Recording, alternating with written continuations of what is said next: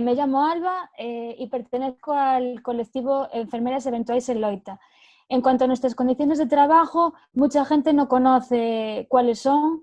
Llevamos más de un año reivindicando esta situación precaria que vivimos cada día, y sí que es cierto que cada vez la gente es más consciente de esto, pero se sorprenden. Nuestros pacientes muchas veces nos ven hoy en un centro de salud, mañana en el hospital. Oye, pero si yo te vi ayer, tú ayer me atendiste, me hiciste una cura y hoy estás aquí en quirófano o en una planta, ¿no? Y se quedan sorprendidos porque no, en general no se conoce estas circunstancias. Sí que nos estamos encargando de trasladárselo a la gente, porque creemos que la precariedad laboral afecta directamente a la calidad de los cuidados que ofrecemos. Yo, si estoy en un centro de salud y voy a hacer unas curas a un paciente que tiene una úlcera en una pierna y solo me contratan por un día, yo puedo valorar cómo está la úlcera hoy, pero yo no la evolución de esa úlcera. No sé si ayer estaba mejor, peor, y los pacientes pueden verla, pero no distinguen ciertas cosas que pueden pasar, ¿no? Si empeora, si no empeora, salvo que tengan dolor o una cosa muy evidente. Mañana vendrá otra persona a sustituir a esa persona que está pues, de baja o que se ha jubilado, y tampoco podrá valorar mi trabajo del día anterior, va a valorar lo que él está viendo. Entonces, creemos que es esencial que la gente conozca estas situaciones porque les afecta directamente. Por eso siempre pedimos que a nuestras convocatorias, a nuestras manifestaciones, a nuestras reivindicaciones, toda la gente participe, porque la sanidad es de todos y para todos. Hace 15 años, en el 2005, la carrera, y tengo 10 años trabajados aproximadamente. Tengo 400 contratos, 300 más o menos son de un solo día, por lo tanto la contratación de un día no es algo puntual, es la tónica habitual del Sergas. ¿Qué pasa? ¿Por qué hacen este tipo de contratos? Porque se ahorran mucho dinero. Por ejemplo, una persona coge una baja por una enfermedad y como a veces no se sabe cuántos días va a durar, pueden ser 2 semanas, puede ser un mes, puede ser una semana, contratan a días sueltos. A veces te contratan de lunes a viernes, cesas el viernes, el fin de semana no contratan a nadie y el lunes mandan a una persona diferente. Y otras veces lo que hacen es que contratan solo los días que se supone que va a haber más carga de trabajo. Pues imagínate, vamos a un centro de salud, estamos en atención primaria, hay 2 días a la semana analíticas y una persona va a faltar toda la semana, pues contratan a la compañera solo 2 días a la semana, los días que hay más carga asistencial. Entonces la compañera que se queda en el centro tiene que hacer el trabajo de 2 personas. ¿Así puedes dar una buena calidad de los cuidados? Pues no, porque lógicamente no te puedes parar igual si haces solo el trabajo que tienes que hacer de tus pacientes, si tienes que hacer el doble de trabajo. Vale, entonces, bueno, esta es una de las prácticas habituales del Sergas, contratar a días sueltos. Y luego también lo que hacen mucho pues es eso, contratos fraudulentos.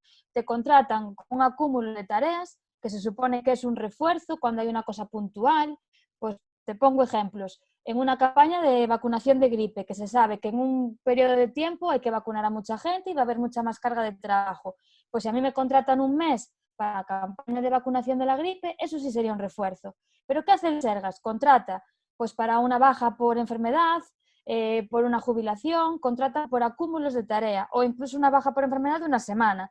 ¿Qué consiguen con eso?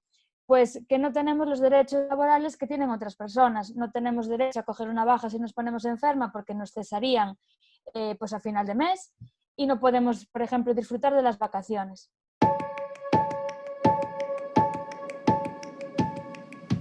Mi nombre es Hugo y soy miembro del colectivo gallego de enfermeiras Eventuais en Loita. Nuestra precariedad, como mucha gente ya sabe, pero mucha otra no, es algo que, como comentaba anteriormente Alba, llevamos más de un año reivindicando. Pero evidentemente en una situación de crisis sanitaria esto se ve acrecentado. En primer lugar, se ve acrecentado porque estos contratos de un día no han desaparecido. Estos contratos de días sueltos que se nos ofrecen a los enfermeros eventuales no es que con la crisis del coronavirus hayan volado. Al contrario, lo que ha provocado es incluso un mayor riesgo sanitario, en el sentido de que perfectamente podrías estar contratado por un día en una unidad COVID preparada para atender a estos pacientes o incluso, entre comillas, peor, un servicio de urgencias donde pueden ser o no ser, pero no lo sabes porque todavía no están diagnosticados, y el día siguiente tener que ir a trabajar, y no me estoy inventando ejemplos, sino concretamente son casos de compañeros que nos lo han relatado, pues eso, al día siguiente tener que ir a trabajar a un servicio de oncología o de hematología con pacientes inmunodeprimidos, con todo el riesgo que ello conlleva. Si tú estás infectado en los días anteriores, eres lo que se conoce como portador asintomático y tienes que ir a trabajar a atender pacientes que tienen un riesgo mayor. En realidad sería aplicable a cualquier paciente que no está infectado, al final transmitiríamos el virus, pero más sangrante aún yendo, como digo, a atender pacientes inmunosuprimidos. Además, el SERGAS, y también por lo que hemos visto, también se ha producido en otras comunidades, en el momento en el que ha empezado a disminuir un poquito la presión asistencial, ha intentado librarse de estos contratos. Lo hemos visto en Madrid, a pesar de que han rectificado, aquí en Galicia también han rectificado, pero el problema es que no vemos que exista una planificación. No existía una planificación a largo plazo no, a medio plazo o incluso a corto plazo no existía.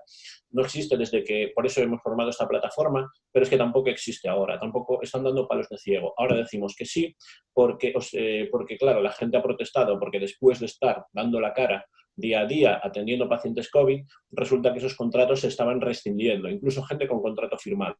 Claro, en ese momento se decide rectificar. ¿Pero qué han hecho ahora? Han aumentado indiscriminadamente los contratos, han prorrogado esos contratos, lo cual per se nos parece bien, pero en realidad se están utilizando esos contratos largos para, a ver cómo lo puedo explicar de manera que alguien que no se dedique a la sanidad lo entienda, para oficializar la precariedad. Es decir, vale, yo tengo un contrato de un mes más, efectivamente, pero en ese contrato de un mes más, como afortunadamente, y ojalá siga así, las UCI se están empezando a despoblar, las unidades COVID se están empezando a despoblar, ¿qué estamos utilizando? Pues esos contratos, esos enfermeros, enfermeras y con también otros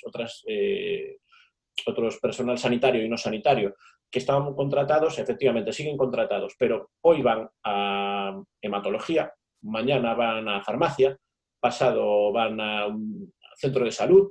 Entonces, de esta manera, lo mismo que hacíamos antes con contratos de día, ahora nos ponemos la medalla de haber renovado, pero seguimos precarizando. A nosotros no nos afecta tan directamente en el sentido de que por lo menos tenemos un contrato de un mes, pero para la población vuelve a ser el mismo problema. No hay una continuidad de cuidados. Nosotros, como enfermeras, lo que nos interesa, para lo que estamos preparados es para, desde un punto de vista científico, cuidar y mantener una continuidad de cuidados. Estar a pie de cama y ser capaces de conocer las necesidades de los pacientes de una planta y ser capaces de conocer las necesidades de los pacientes de un centro de salud. Si cada día estamos en un sitio distinto, eso no se puede hacer de manera correcta. Entonces, se han aprovechado de esos contratos para ponerse medallas, insisto, no solo en Galicia, pero en este caso es el que nos toca más de cerca, para ponerse medallas con esas renovaciones que eran muy necesarias, pero claro, se han saltado temas como las listas de contratación, temas administrativos que a veces les vienen regular para hacer este tipo de cosas y las han aprovechado para, digamos eso, oficializar la precariedad, darle un halo de legalidad a lo que hacen todos los días con contratos precarios. En este momento de crisis de COVID, una de las cosas que más hemos notado las enfermeras, que somos junto probablemente a las auxiliares de enfermería, las que estamos en primera línea, es el problema que ha habido, creo que esto ha sido a nivel mundial, con los materiales de protección, con los EPIs. EPIs que han faltado muy a menudo, que nos han mandado reutilizar cuando en sus instrucciones ha estado en muchos casos, hablo de las mascarillas, que no se pueden reutilizar. Incluso en mi caso trabajo en el servicio de farmacia ahora mismo y de ellos ha derivado yo que trabajo con productos citotóxicos, es decir, con quimioterapias, que las preparamos en una cabina de flujo con una mascarilla de estas famosas FFP3, que haya tenido que empezar a reutilizarlas con el riesgo que supone para mí y para mis compañeras que también han tenido que utilizar. También ha seguido habiendo otras enfermedades durante este tiempo, que también ha faltado material, que ya faltaba antes, por cierto. Nosotros no hemos dejado de atender en ningún momento tuberculosis, enfermedades infecciosas por contacto. Entonces, esas batas que no había, realmente ya no las había antes. Entiendo que esto ha sido una situación desproporcionada, creo que lo entendemos todos, pero una mayor previsión hubiese hecho insisto, por parte de cada comunidad autónoma, que al final es la que tiene que ocuparse de gestionar la sanidad, no, estábamos siempre al límite de personal y en este caso, como comento, al límite de los equipos de protección, tanto batas como mascarillas de protección, etcétera. Entonces, si nosotros vamos siempre al límite, vamos al milímetro, en el momento que se descontrola, evidentemente, esta situación del coronavirus ha sido mucho más de lo que cualquiera esperaba, pero en el momento que se descontrola, simplemente entre comillas, por favor, que no se me entienda mal, pero con algo como puede ser un accidente múltiple, como el que sucedió aquí en Galicia hace unos años del tren del Albia, en ese momento la falta de personal se hace evidente. O en el momento en el que pueda haber un atentado terrorista, o en el momento que pueda haber cualquier cosa, si nosotros siempre vamos al milímetro, nosotros como sociedad, en el momento en el que eso sobrepasa, vamos a tener un problema. Y es uno de los problemas que hubo con los equipos de protección. Desde antes de que el COVID llegase a España, en el servicio de farmacia nos mandaron reutilizar las mascarillas porque ya había problema a nivel mundial. ¿Qué significaba eso? Que ya teníamos muy pocas en stock, que no se hacen previsiones a largo plazo, que siempre se va actuando apagando fuegos. Y al final creo que está demostrado que la atención primaria, que la epidemiología, que la salud pública es lo que realmente ahorra y lo que realmente previene. Nos encanta en España presumir de nuestras cirugías, de nuestros trasplantes, y está fenomenal. Pero lo que no puede ser es que basemos solo en eso la salud, porque al final la salud de la mayor parte de la población se basa en la prevención. Ahí es donde se ahorra, ahí es donde se pueden hacer planes a largo plazo. Nunca se han hecho, en Galicia no se hacen. Esperemos que a partir de ahora empecemos a despertar conciencias, que no se queden las cosas solamente en los aplausos de las 8 de la tarde, que creo que, bueno, Alba y yo somos de los que salimos a aplaudir todavía hoy, pero no puede quedarse en eso. No necesitamos, insisto, que nos paguen más, pero sí que hay que tener en cuenta cómo valoramos el sistema sanitario. Entonces, desde aquí sí que lanzo esa llamada de socorro a la población. No podemos progresar como sociedad si no tenemos una sanidad decente.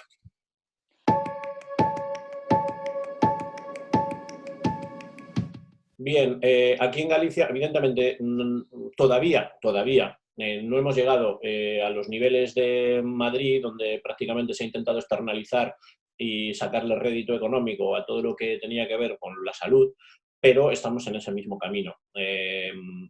Aquí lo más sangrante probablemente sea la reducción de aproximadamente 1.000 camas en los últimos 9 años. Efectivamente, la Xunta de Galicia y el Serga saca los datos a corto plazo y efectivamente los últimos 3 han aumentado, no sé, 30, 40 camas, claro, pero es que si anteriormente has perdido 900, los números no terminan de cuadrar. Eso es una de las, para mí, de las más sangrantes. De hecho, ahora que estamos pendientes de si se cambia de fase y de todo este tema de los cambios de fase, uno de los motivos por los que Galicia puede ser que no cambie de fase es por su número de camas, de su ratio de camas por cada 100.000 habitantes.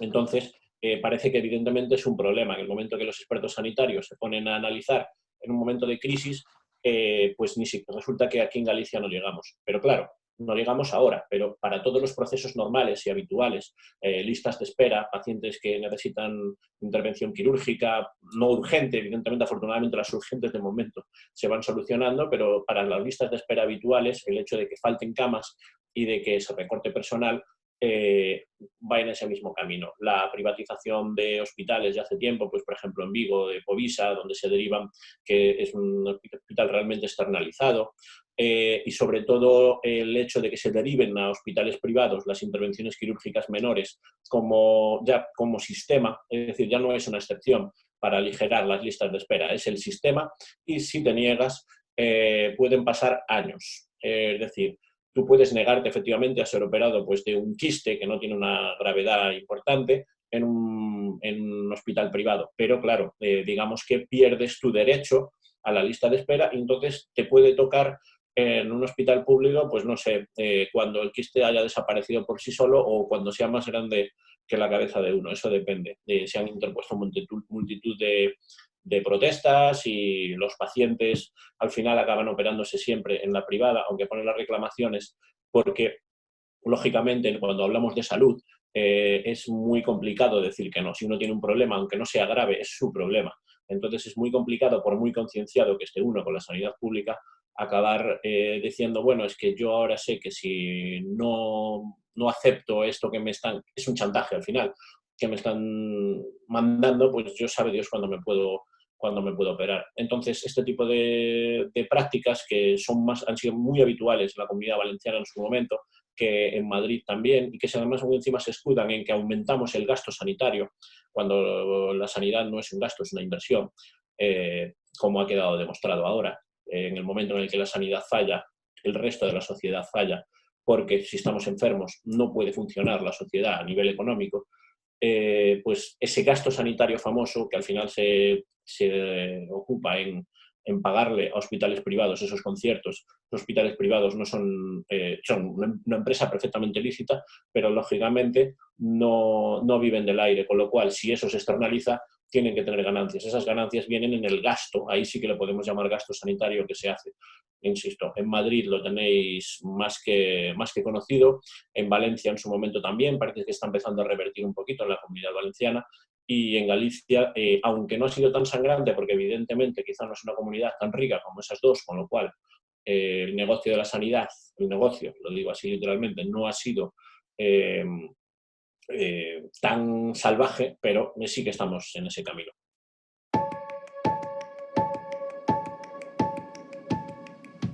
Que llevamos en Eventuais en Loita más o menos un año organizados, las protestas de la enfermería llevan sucediéndose desde hace mucho más tiempo. Lo que pasa es que nunca hubo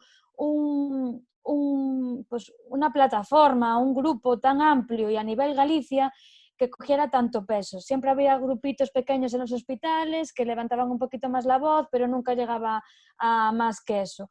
El habernos unido es un paso súper importante, porque ya digo, es a nivel Galicia y somos un referente de la enfermería a nivel español, porque en otras comunidades nos están llamando para ver cómo nos movemos y cómo podemos al final unirnos, porque el problema de la sanidad no es algo simplemente autonómico, sino que son problemas a nivel estatal. Y estamos trabajando en cosas muy comunes a nivel de España y luego cosas muy concretas de cada comunidad, incluso de cada área sanitaria, porque no en todas pasan las mismas cosas. Hablamos de que el Sergas tiene una gestión y que las EOXIS tienen, o las áreas son una área de gestión integrada, pero luego vemos que hace aguas por todas partes, que en Coruña se toman unas decisiones, en Lugo se toman otras, y es que no nos parece justo. O sea, si somos enfermeros en todas las provincias, porque se nos trata de una forma diferente en unas o en otras. Uno de los principales motivos, yo creo que por los que empezamos a protestar, es porque cuando íbamos a una OPE, a una oposición, a un examen de oposición, las plazas que convocan son ridículas para la necesidad que tenemos. Uno de los datos que había era que se comparaba el País Vasco con Galicia, más o menos por número de habitantes, y había una diferencia de 6.000 profesionales de enfermería de diferencia entre, o sea, más de 6.000 enfermeros más en el País Vasco con la misma cantidad de personas que en Galicia. Y dices tú, pues que 6.000 es una auténtica burrada. O sea, ¿qué pasa? ¿Que estamos haciendo nosotros el trabajo de una persona hace el trabajo de 6 o cómo va esto? No entendemos. Entonces queríamos que se hiciera una OPE de verdad, con las plazas que realmente son necesarias. ¿Esto por qué nos afecta directamente?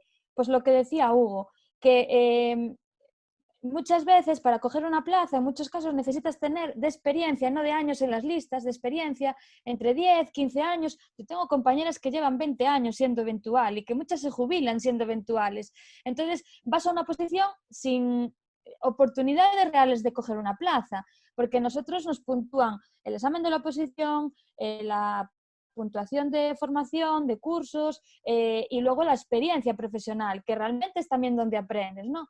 Entonces, si yo saco una buena nota pero no tengo tiempo trabajado, es casi imposible que yo coja la plaza. Y al revés, si tengo mucho tiempo trabajado pero saco muy mala nota, es muy difícil. Y tenemos que tener en cuenta que la mayor parte de las personas, de las enfermeras, somos mujeres. Y en algún momento de nuestra vida, pues muchas de nosotras tenemos hijos, otras no tenemos porque no se dio el caso y por la precariedad nos tira mucho para atrás. Pero ¿cómo compaginas el trabajar, el cuidar a unos hijos, el preparar una oposición que sacan 300 plazas? esto quema muchísimo. Entonces, el tema de la OPE es una de las cosas que nos unió desde el principio.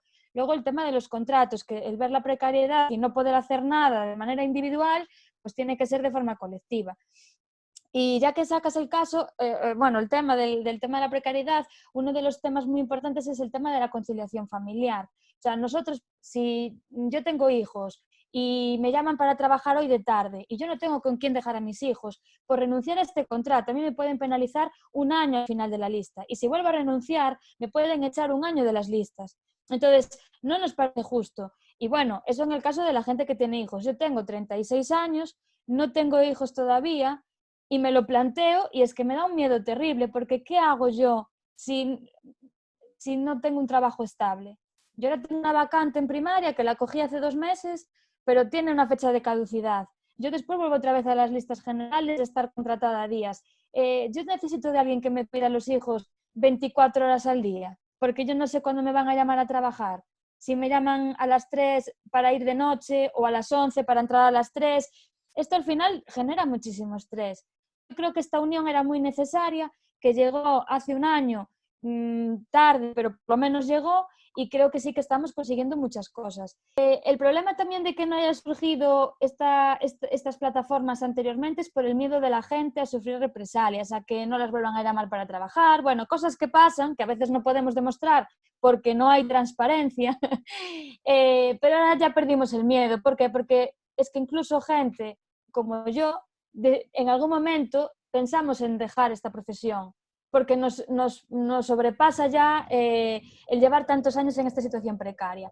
Yo salí públicamente en una entrevista en Antena 3 hablando pues, de todo esto que estamos hablando, con pruebas, y lo que conseguimos es que cuando a mí me cortaron la emisión, el gerente del Sergas, Francisco Fernández Campa, creo que se llama, mintió todo lo que yo dije, me dejó quedar de mentirosa y se fue de rositas. Yo no pude tener un derecho a réplica. Entonces, dijo que yo no había aprobado oposiciones, cuando están aprobadas, cuando los datos, tú puedes entrar en la página del Sergas, ver todas las oposiciones que hubo y las notas de la gente.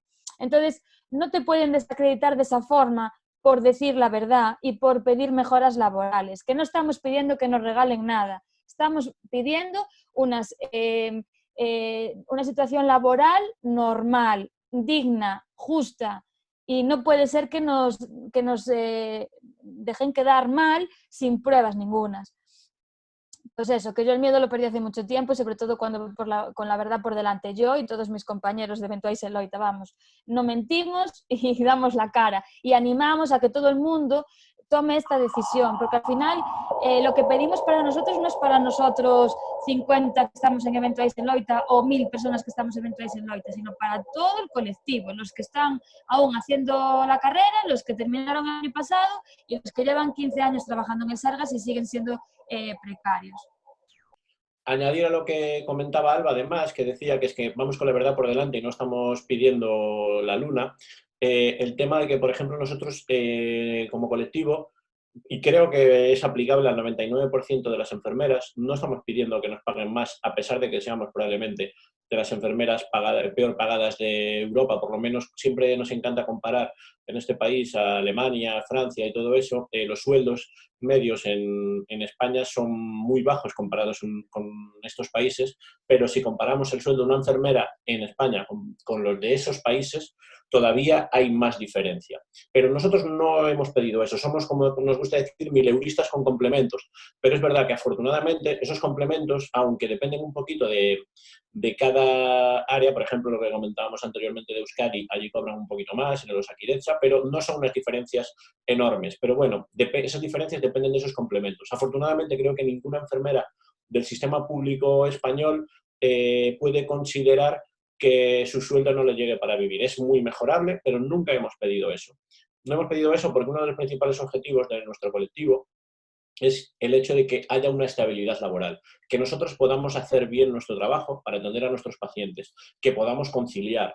Este tipo de cosas que son, creo que, básicas. Insisto, entendemos, y sobre todo ahora, posteriormente a la crisis del COVID, no es el momento de exigir mejoras salariales. Si ese momento llega, que insisto, nunca ha sido prioritario, no lo era hace un año, no lo es ahora, si ese momento llega, nos parecerá perfecto. Pero, mientras tanto, lo que sí es fundamental es que las enfermeras, el sistema sanitario en general, pero las enfermeras, que son parte clave del sistema sanitario, no más, pero no menos, que tenemos que estar bien representadas, tenemos que tener unos ratios decentes y, sobre todo, tenemos que ser tratados como trabajadores no precarios. Las cosas que hacen con nosotros, insisto, creo que en la mayoría de España lo podríamos extrapolar, pero en concreto en Galicia estaría penada cualquier empresa privada que hiciese esto. Eso, no pedimos solo por nosotros, claro que por nosotros también. Ni siquiera pedimos solo por las enfermeras, también estamos en contacto con facultativos eventuais en Loita, con técnicos en cuidados auxiliares de enfermería en Loita, con varios otros colectivos, incluso de fuera de nuestra comunidad, porque, insisto, uno de los objetivos principales es la estabilización de todas las plantillas para que se pueda dar un mejor servicio. Uno de los puntos que reivindicamos es que haya más transparencia en las contrataciones y en las listas de contratación. Nos comparamos mucho con las listas de los profesores porque son claras, tú puedes ver lo que se le ofreció a la persona que tenías por delante, cuándo coge el contrato, qué tipo de contrato y lo que queda. A nosotros nos llama una persona, nos dice los contratos que tiene, no sabemos cuándo le llegan, lo que se le ofreció al de delante, lo que le van a ofrecer al que viene detrás de ti, y esto muchas veces lo que genera son pues contratos mal dados y, bueno, contratos que a veces no tienen mucha explicación el por qué se les da a unos y a otros no, y nos genera pues desconfianza. Y luego la falta de datos. Nosotros cuando buscamos datos, a veces los hacemos nosotros directamente, pues vamos a trabajar, ¿no? Nos vamos organizando, pues a ver cuánta gente hay fija, cuánta hay gente eventual, porque no tenemos datos por parte del Sergas. Nosotros sabemos que hay casi un 40% de personal eventual, precario, porque somos precarios, y el Sergas habla de unas cifras totalmente diferentes, o sea, no puede haber tanta diferencia, ¿no? Y normalmente buscamos eso, las cifras, pues eso, en el Instituto Nacional de Estadística, de fuentes oficiales, pero el propio Sergas no nos las da, y eso nos parece muy grave. Cuando cada vez que vemos un acto mal hecho por parte de la administración, un contrato mal dado, cualquier situación que veamos que nos gusta y que está mal hecha, debemos de denunciarlo de forma administrativa y en las redes sociales, en la prensa, porque es la única forma de que ellos den marcha atrás. Desde que empezamos con nuestras reivindicaciones sí que se consiguieron un montón de cosas, no las suficientes, pero estamos en el camino. Si tú te callas, eres cómplice. Entonces, esto es para todos, la sanidad es de todos, el trabajo es para nosotras, para todos los colectivos de la sanidad pública. Entonces, muévete, únete y luchando si se pueden cambiar las cosas. Quedándote quieto, solo se empeoran.